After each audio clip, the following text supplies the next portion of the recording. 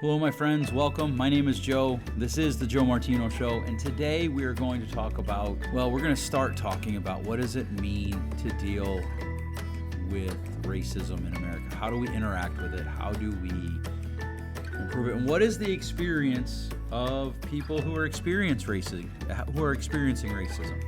Today is the first part in a three-part series of interviews that I hope to do over the upcoming weeks, talking about race in America. Let's kick it off. This is the Joe Martino Show. You're listening to the Joe Martino Show, a podcast dealing with all things emotional, relational, and human nature. Joe is a licensed counselor in the state of Michigan, specializing in relationship therapy. He is also the author of the book, The Emotionally Secure Couple. All advice offered in this episode is offered for entertainment and educational purposes only. Enjoy the show. All right, welcome back, everybody. Today, a former coworker of mine and friend, Keon Hearns, has come by virtually still. I'm still doing my virtual interviews so that we can talk about something that, quite frankly, in America, we don't talk a lot about, which is what does it mean to grow up differently than I grew up? I don't know what it's like to grow up as a black man or black young man or black boy in America. But Keon does, because he has been some of those and is a black man now, making the trip towards a lawyer, correct? Last time we talked, I think that's in process, doing some soul searching. Okay. But that is the direction that I want to go, is to do more macro work, and I think that the legal system is how I want to do that. Eventually transition into some politics. So getting the right backgrounds for those things. Good deal. All right, so we're here today to talk about something that I have no experience about. You and I have talked about racism in America in the past when we've worked some shifts. I've shared some stories with some other friends, incidentally, who I'm going to interview later this week for next week's episode. And, with all of the protests and the riots going on, and I think it's important that we distinguish between the two. One of the things that I think brings your perspective uniquely to the forefront in my mind, you were one of the first people I thought about when I thought about this series of interviews, is the idea that you actually have not experience as a police officer, but you have friends and people who have been in those roles. You've got experience on all ends of this. An uncle of yours was a famous boxer. And so you've lived all the experiences that a person who hasn't lived the experiences thinks of. What are your thoughts in all of this going on right now with the protests and then the riots? And I think it's important that we distinguish between them. What are your thoughts? Go ahead. So kind of put that in some context. I mean, I've had several interactions, both positive and negative, with police officers. I have an uncle who was a police chief out in Boston for a very long time. And then when my former employer, when I worked at Pine Rest, I did a lot of verbal de-escalation and other community trainings with the GRPD. So I've actually had interactions with each and every officer for the GRPD from 2016. And kind of some community relations training, as well as having, some experiences that weren't so positive with the police. Mm-hmm. A few times, being pulled over while black. There was a particular instance in college where my girlfriend at the time, who was white, and I got pulled over, and they asked me to step out of the car, which as a young, naive 18-year-old, I thought nothing of it, but they went and asked her if she was in the car willingly. So that was, an eye-opening experience for the both of us at that time. And right now, honestly, I'm hurt. I'm hurt. I'm angry. I'm scared. There's a lot of emotions that are running through my body at this time. I think that a lot of people aren't able to distinguish, as you said, the protests from the riots, and not able to distinguish who is doing what. Right. And I think also a lot of people are saying that people who are protesting are anti-police, which that has never been the message. I mean, my goal is to say, like, how can I educate the police? How can I help them understand where I think a lot of people aren't, number one, willing to share that message, Sure. or people aren't willing to accept that message. And so that's where my hurt comes in. I mean, I'm a genuine empath, so I feel pain on all sides, and I have a lot of friends who are police officers, and I reached out to them over the last week, and the sad thing is, a lot of them said, "You're the first person to actually reach out to me." Mm-hmm. And so, and it's my diligence. I don't wish harm or hurt or anything on anyone. I understand the frustrations with people who are protesting, even understand the people who are rioting. Not that I agree with it, but I can understand some of that generational anger, Mm-hmm. if they have experienced that. But unfortunately, I think a lot of people who are rioting and looting and doing those things are not the same people who are experiencing the things that we're protesting. Right. One of the things you brought up there was, the people's inability to distinguish between the nuances in this. As Americans, we tend to be 100% zero thinkers. Mm-hmm. Do you find, as a Black man, pressure to be anti-police? One of the things you said when we were talking kind of before we went on the air here is that you're not anti-police. And I've talked to some of my other friends, and to be honest, at this point, I would think if I did the numbers, it's probably about 50-50. Mm-hmm. That some of them have said, yeah, I feel like I know I have one friend who's a Black woman, and she says she feels like some of her relatives are not talking to her because she's not anti-police. She is police, and so she's not anti-police. And her cousin is, the police chief down in Kalamazoo, and there's a lot of division there, even amongst people who agree about the generational injustice that's been going on. Do you feel that? I've never felt that pressure. And I think that's because growing up, my dad's brother, who was the one that was the police chief out in Boston, I think I had the advantage of having a lot of things be explained to me. Okay. And so even when I did see injustices, I kind of got some background. And it's not just like, oh, police are bad people. I mean, at the end of the day, I see a person as a person. So I'm definitely not anti-police. I wouldn't even say I'm anti-bad police. I think that there needs to be more accountability for bad police, but that doesn't make me anti-police. That makes me pro justice, and that's what I'm more about. I'm about pro do justice, Right. and being able to, if I commit a crime, being able to be tried in the court of law, as opposed to having one person serve as judge, jury, and executioner at that point. Right. One of the things that I've been talking to a lot of people about over the last couple of days is, like, right now in this moment, the police situation is kind of to the forefront. And like you said, there's good cops, there's bad cops. I've had friends who are cops, publicly call it out and say that was murder. I've other cops say, well, we don't know all the story. I don't really understand that one, but whatever. But one of the things that you said earlier, you were dating a white woman, and they asked her if she was with you willingly. You're married to a white woman, and Yes, I have other friends who are cross married, and one of the things that just blew my, and this is, 15 years ago now, but I want to know if it still happens today. I'm sure it does. That's what scares me to ask. But like, they would go to restaurants, and somebody from one of them, either a white girl would walk up to her, or a Black guy would walk up to him, or Black girl up to him, whatever. He's Black, she's white.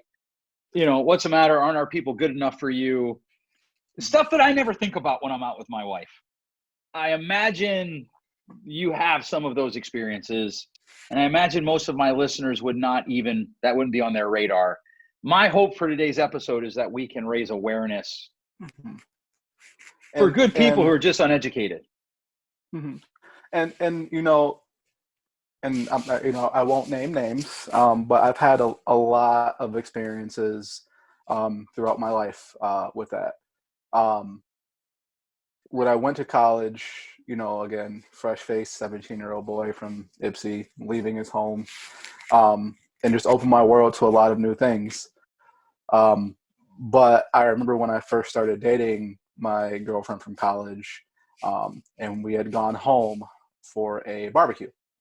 Sure. And when I walked in, it was like jaw dropped. And not from my immediate family. My immediate family kind of has like been supportive, but like some of my uncles are like, what are you doing? Like that's not okay. What are you doing? You know, and it was interesting that, you know, like I felt I felt ostracized because of that, you know, and Yeah. that impacted me a lot. But I also think that it was difficult for you know, my girlfriend at the time. I mean, I you know, I was a soccer star growing up, so I was familiar with going to places where I was the only person that looked like me. And so I learned to be comfortable in those situations, you know. But for her, I mean, she came from a very small town up north. Um, it was not comfortable for her. She was like, everyone's looking at me, and you know, and at that moment, I felt powerless to protect her, and so that was, you know, that was a big thing for me. Sure. But then also, you know, like a lot of her friends who remained in the, you know, the town where she grew up. When I went there, you know, she's like, "Oh my God, you're dating a black guy," you know, and they would jokingly call her the, you know, an N-word lover, um, which at that point you know, which was devastating. I mean, there's a lot of backstory that goes along with that, and I don't want to put her business out there, so I'll kind of keep that, you know, between she Sure. and I. But even outside of that, even like just thinking about like black and brown relations, I'm fluent in Spanish. I learned my Spanish, you know, in the city and growing up, you know, like hanging out in Holland as an adult. I was dating a Hispanic lady. She was, you know, first generation American. Her parents were from Mexico, and they told her like, "Oh, no, you can't date black guys." And like Right. just Right. even those experiences, like, you know, the hierarchy of races in certain people's eyes. Yeah. Um, and then just, you know, now it's difficult. I'm hyper vigilant when I go out with my wife, just to kind of see who's looking at us, you know, and it's more for her protection. I'm okay. Sure. I feel comfortable being uncomfortable, but I want to make sure that she's, you know, comfortable, and I'm blessed. Her family has been super supportive. My family has been super supportive. Like there's no barriers there, but I know that's not always the case in society. Right. Right. Sure.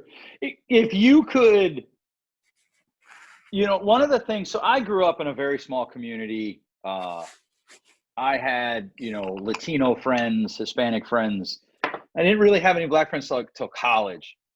And that kind of opened my eyes to the subtle racisms that happen. You know, people tend to think of racism as this giant hate, like I call you the N-word, which it is. That's certainly racism. Mm-hmm.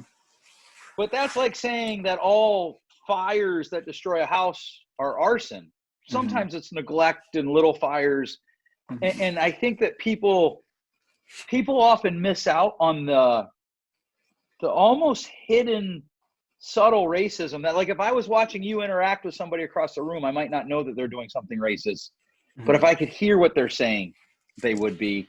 And, you know, given your age, I've got to imagine you have a collection of those stories.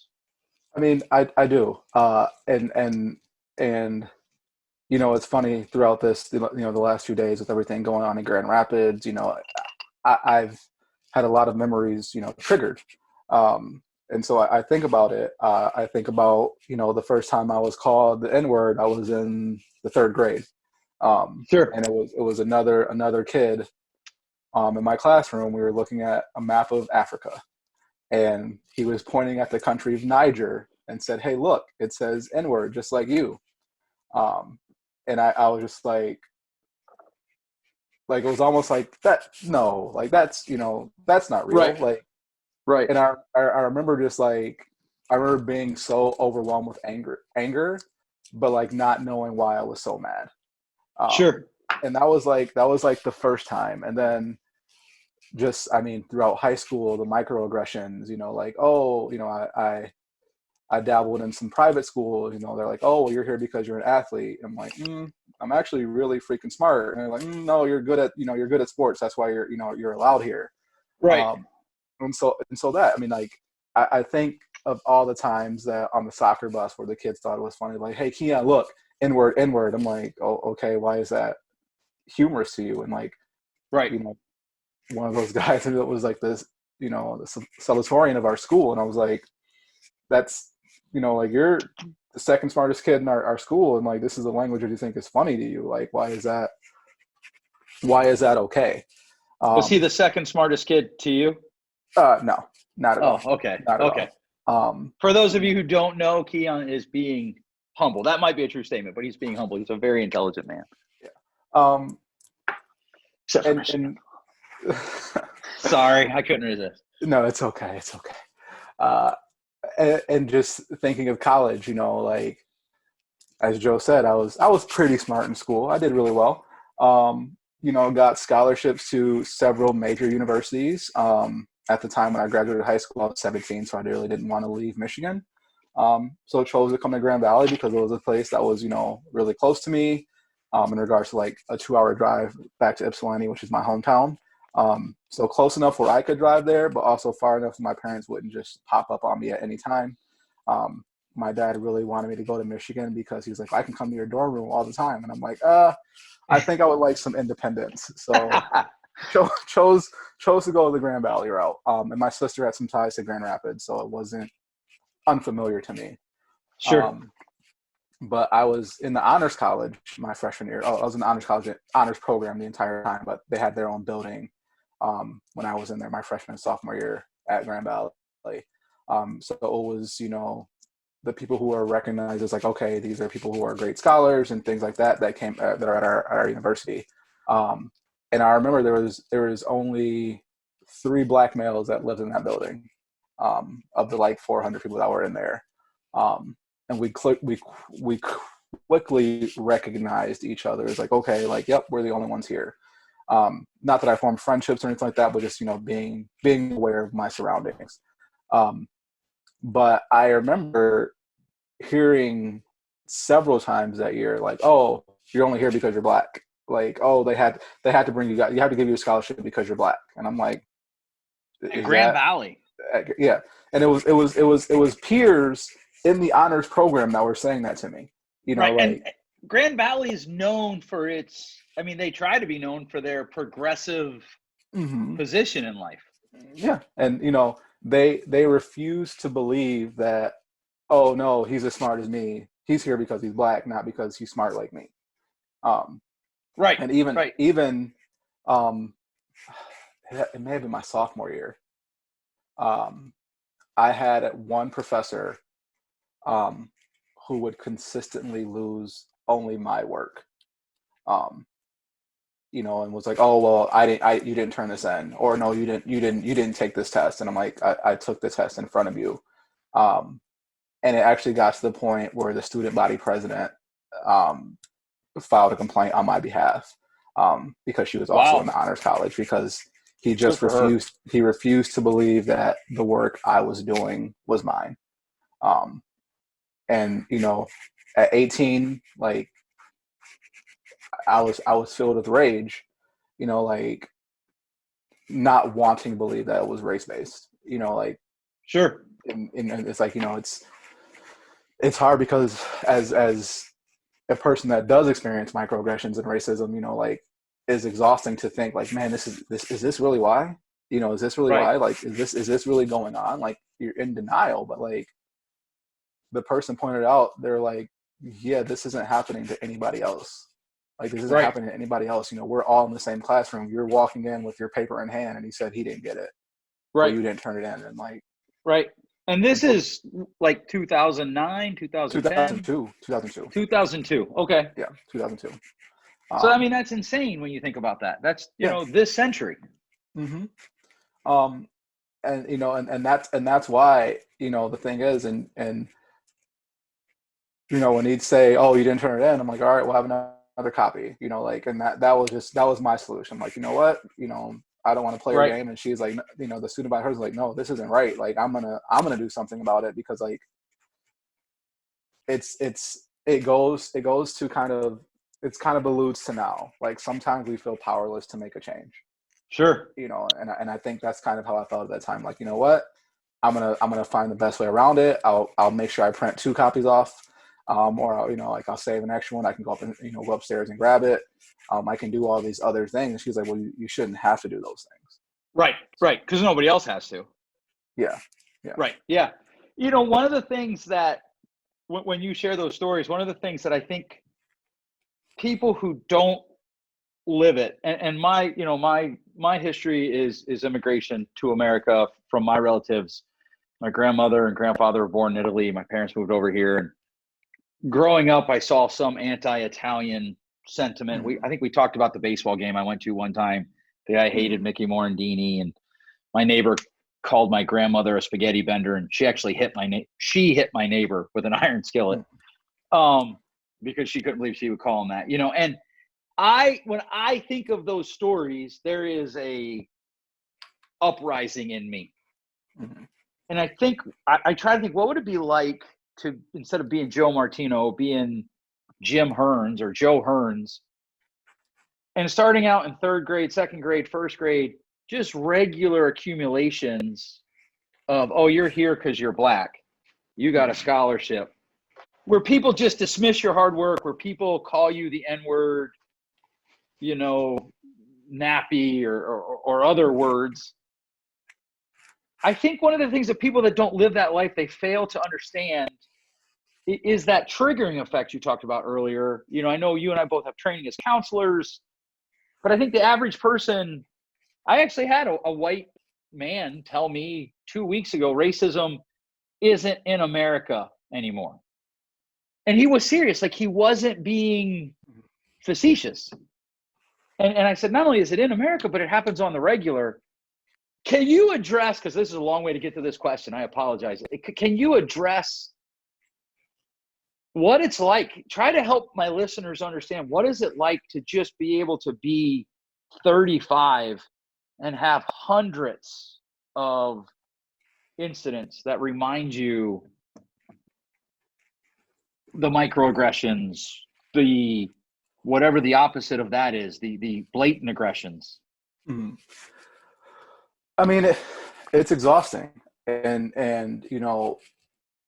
I think of a phrase that my dad told me growing up. With you have to have ice water in your veins, never let them see you sweat. Always putting on this strong face. Like, that's exhausting, Joe.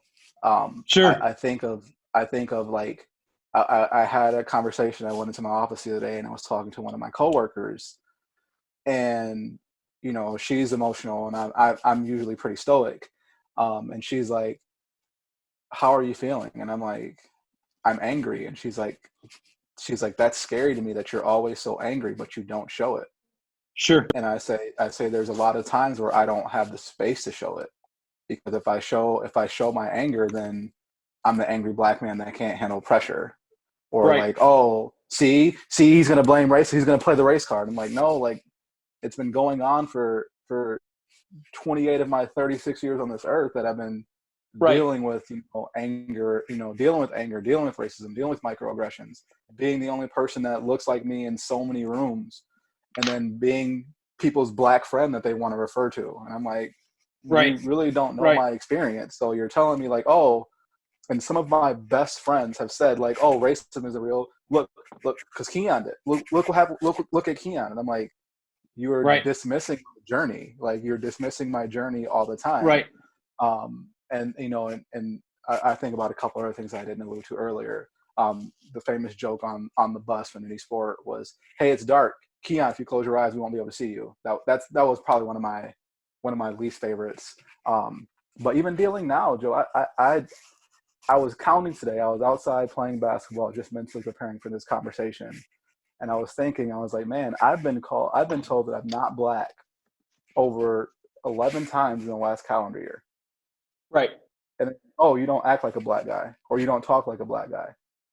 And I wonder what that means. Is it because I'm educated? Is it because I'm good at code switching? Is it because, like, what makes me less black than anyone else that's a black male in this country? Have you ever asked anybody who said that to you? Yeah, and they're like, well, you don't talk black. it usually starts with, "You're not even really black." And, I'm like, okay, what does that mean? Right, right. Well, you don't talk black. What do you mean I don't talk urban, or I talk like I'm educated? Like, elaborate Right. for me. And they're like, you know Right. what I mean? I'm like, no, I don't know what you mean. I want to know. That's why I'm asking you. Like, tell me what defines black to you. Right. And then I usually have to walk away from that conversation, because that's one that really gets my blood boiling. Right. And for those of you who don't know Keon, he is very strong. Yeah, yeah, that part, like, and But so that actually is probably a curse, right? I mean, like, I think about this. I used to think about this when we worked at Pine Rest. You're a big dude, and by big, I mean big and muscular. I know big guys that were not people of color, and everybody at the bar wants to pick a fight with the big guy. Is it doubly worse for the guy that's big and black? Because now they want to pick a fight with the strong guy and the black guy. Yeah, I mean, because it's an accomplishment. And I think about the times that we worked at our former employer. I won't say their name out loud. Where we worked in a residential setting with a lot of young men who wanted to prove themselves to be the tough guy. Yeah. And so I was the one, like, oh, well, try to fight Keon, and it was like that sense of accomplishment, like the biggest guy in the yard. To use a jail or prison metaphor, the biggest guy in the yard. And so I know that, and I also have to regulate myself to not be seen as the angry black man. Right. Which is another hat that, unfortunately, like, I've had placed on my head, which I don't want. But again, with that exhaustion and some of that time, sometimes emotions happen. I think about a time we were at my current employer, and we were doing a safety training, and they're like, "What would you do if a stranger came into the building?" And one girl goes, "Oh, I'd go get Keon because he's big and scary." And I'm like, "What makes me scary? Like, what makes me scary?" Right. You've never seen me angry. A few of my friends probably have. I get pretty, emotional during sporting events, where I'm playing or both watching. I would imagine, as a Michigan fan, there's plenty of opportunity to get angry. Yes. Yeah. Oh, yes. Oh, don't remind me. But hey, it man, just, I cheer again, for Penn State, so that's even worse. I still love you, though. Yeah, I appreciate that. I love you too. It's just like that was something that was a genuine thought for her that just came out, that wasn't like provoked by anything. Like, oh, he's big and black, therefore he's scary. Like, right. Yep. And that's hard. My sister posted on Facebook the other day, and it made me think of when that happened to me, of, oh, she has two young boys that are the embodiment of me. If you separated the nerd and the athlete, they kind of each got both of those. She goes, at one point, do my boys stop being cute and they start becoming a threat? Yeah, I had a friend ask me that just this last week. It's a terrifying thought that, to be honest with you, I had never thought of for my son. He's cute. He rides around. He's a smart aleck. Gets that from his mother. I don't have to worry about when does he become a threat, right? See, anybody who knows me will laugh at that one. So I do have, so I'd like you to address the white person that's listening that isn't racist. And we would be pretty comfortable saying they're not racist. I had a conversation with a friend of mine last Friday night, went over to his house, sat by a fire, and he said he's been pondering the idea that I'm not racist, that I don't make judgments based on color. I have friends across the color spectrum, but I'm not sure that I'm anti-racist. What would you say to that person? And as we suss that out, what he really meant was he doesn't know what to do to help. What would you say, as a person who's been on the receiving end of the injustice, what would you say to that person I would say a lot. I think the first thing I would say is to look at racism as not just being hatred, as looking at it as the system of racism. Um, and I could go on for ages and ages. I mean, I try to not have Facebook arguments, but sometimes my blood does boil a little bit. When those that say like, oh, well, you guys have it equal now. And I'm like, well, we're starting, 50 yards behind you. And for running the 100-yard dash, like that makes it a little, same starting time, but we're not at the same spot on the field. I know I'm white, and I try not to address it beyond just observation. But I do have to interrupt you. When I hear somebody say, "Oh, you guys," I'll almost always comment, any sentence that starts out with "you guys" probably isn't going to disprove racism. Right? Yeah. But go ahead. So somebody says that to you 50 yards. And I would just say like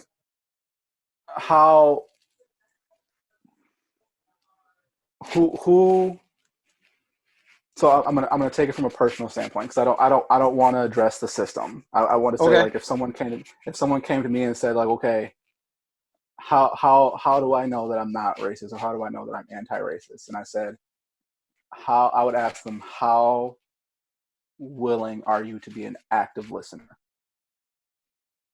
And that's what I think I would start is like, how willing would you be to be an active listener? No bias, removing all your preconceived thoughts about what it is to be a Black person, what equality, what equity is. Like, you have to remove all those things and hear genuinely, and also know that it's not universal. I can't speak for the entire Black population. I can speak for myself, which I may have different experiences, growing up in a very poor neighborhood to now living in Jenison. Like it's a little different, scope. So right. I was explaining to someone today, actually, I was like, I felt safer on the east side of Detroit than I do in Jenison sometimes. Sure. And they're like, why? And I'm like, I knew everyone there in the east side of Detroit just saw me as another person. But if I'm running through my neighborhood or doing some things out here in the community, do they know that I live here? Do they think I'm a threat? I mean, I've had the police call 2017, running out of my apartment to my car before we bought our house. I ran out of my apartment to my car because I forgot something in there and ran out to my car and the police were there. Oh, a Black guy ran out of the building. And I'm like, right. Yeah, I did because I live here. It's like if you can't hear that story and eliminate like, oh, well, you can't eliminate those preconceived notions. Like, right. Why did this happen? Like, I'm telling you why it happened, but you're not trying to listen. And I think that's I think that's the issue at hand is people aren't listening. They're listening with the sense of like, well, let me see how this plays into my preconceived notion, that classic confirmation bias, And so let me listen so that I can find the points where you're wrong and explain to you why you're wrong. Yes. Yeah. Keon, I really appreciate you taking the time today. I know that you are a busy man, and I appreciate you coming by. I do want to give you these last few minutes. If there's anything that you want to say that we haven't covered, I know this is a really broad topic. You were very gracious and agreed to do this kind of at the last minute with not a lot of prep time. It's something that you have lived. Is there anything else you want to say to the person listening? I mean, I think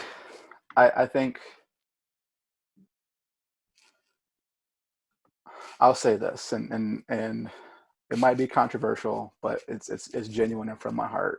I was responding to a question yesterday when someone said, why does it always have to be about race? And I responded, because it's still an issue. And until we actually address it and genuinely address it, it's going to constantly be an issue. So the thing that we ignore isn't going to go away. Yeah. And we have to wade into these uncomfortable conversations. Yes. We have to be comfortable being uncomfortable in these conversations. Amen to that. And you know, it's funny because, again, we alluded to kind of some of my police trainings. You know, people will say, well, if you don't like it, do something about it. And I said, well, I'm trying. I'm trying. But are you also willing to do that? Because they want to quickly point the finger at, like, well, you go fix the police. And I'm like, well, it's not the police. It's not the people. It's a combination of both. But again, it's also a working system. So if we don't address that system as a whole on all sides, it's going to just constantly being blamed, shifted left, right, up, down. It's like, how do we knock this out as a whole? Right.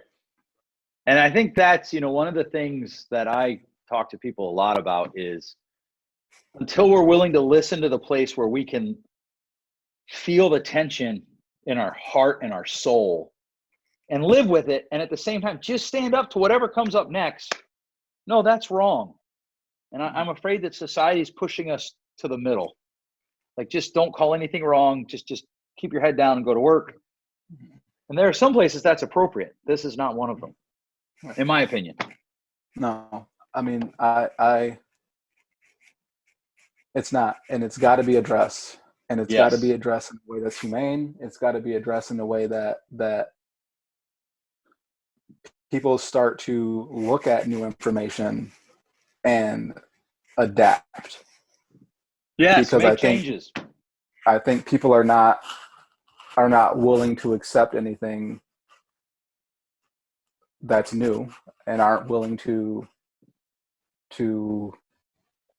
change their views. I'm not telling anyone to, go from all lives matter to Black Lives Matter, or Black Lives Matter to all lives matter, but are you listening to what each side is saying? Right. Are you listening to why people are saying Black Lives Matter? Or are you just responding? Therapy 101, right. Listen to understand, not to respond. Yes. And man, I appreciate you coming on today. Thank you so much. Thank you for engaging in a difficult conversation. It's no problem. Anytime, Mr. Martino. All right, so that is the interview that I did with my friend and former colleague, Keon Hearns. Hopefully that raises some awareness for you. My hope with this episode and the episodes to follow is that we can raise some awareness. I have some friends they have legitimate questions like, hey, what do I do? Okay, I see this injustice. What do I do? And so I'm hoping to bring some perspective from three different demographics, if you will. Keon is a bit younger than me, and so I wanted his perspective. I have a friend who we're going to interview, and it will be on the episode next week, who is older than me. He was a mentor of mine in college, and I want his perspective as a black man. And then I also have a friend who is black and a woman and in law enforcement, and I want her perspective. And I'm hoping that over these interviews, these conversations, we can create a space where we can talk conversations that facilitate healing. If you found value in this episode, if you enjoyed it, if you found it informational, if it spurred some thoughts in you, please share it with your friends. That's the best advertising that I can get. As always, if you have any questions, feel free to email me, joe@joemartino.com. Thanks so much for listening. We'll catch you next time. Thanks for listening. If you enjoyed today's show, please share with a friend. And hey, give us that rating in your podcast store. Until next time, change possible.